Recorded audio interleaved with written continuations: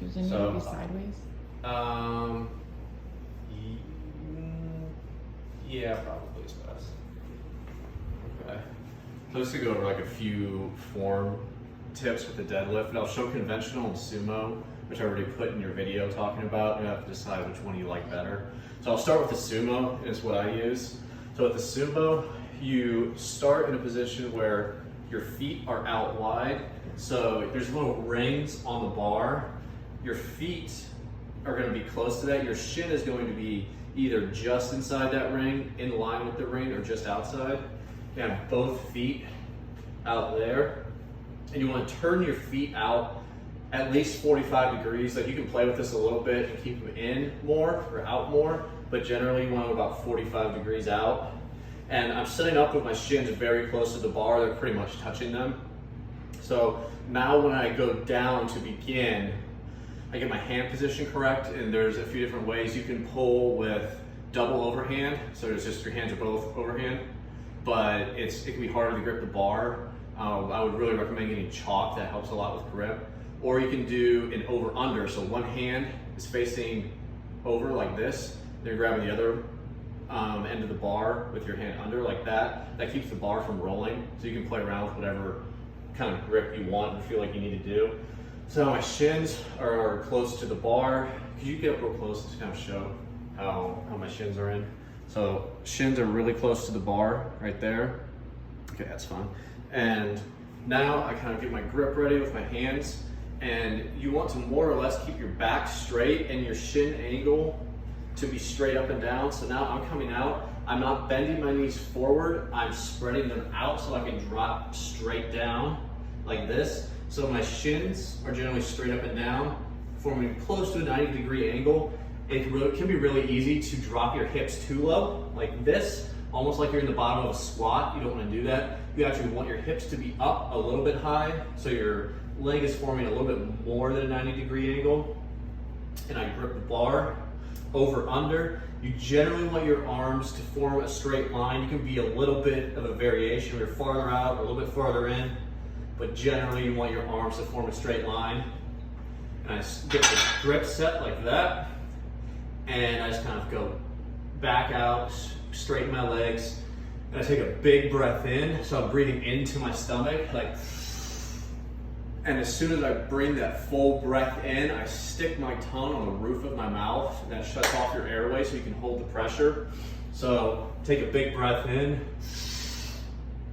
tongue on the roof of the mouth, and then I pull the slack out of the bar, so you can hear there's slack in it. So I have that big breath in, and I pull the slack out and bring my knees out. So now I'm in this position.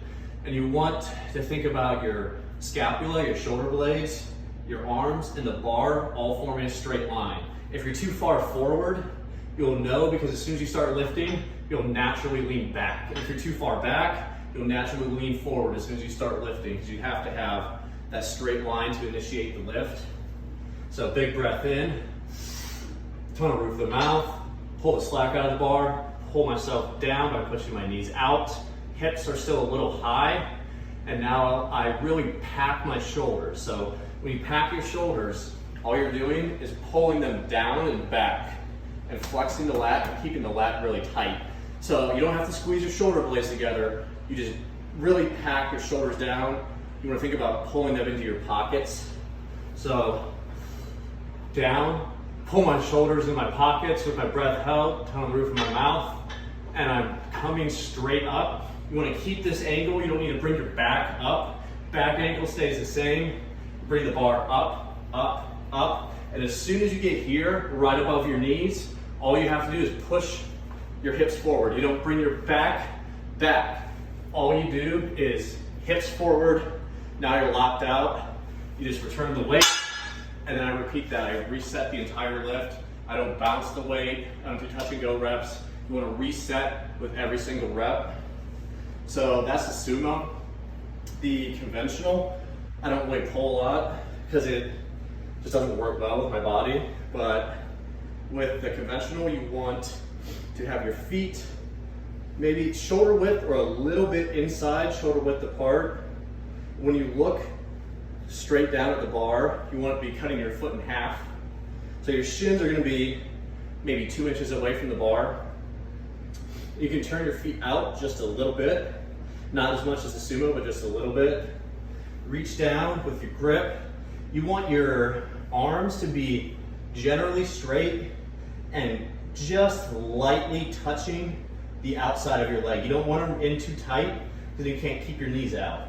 So to have your grip just outside your legs, and the same concept applies here.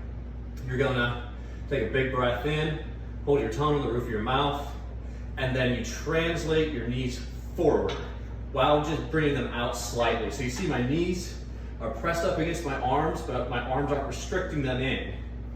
So you keep that angle right there. Knees slightly out. Pack the shoulder blades back. Really tighten your back.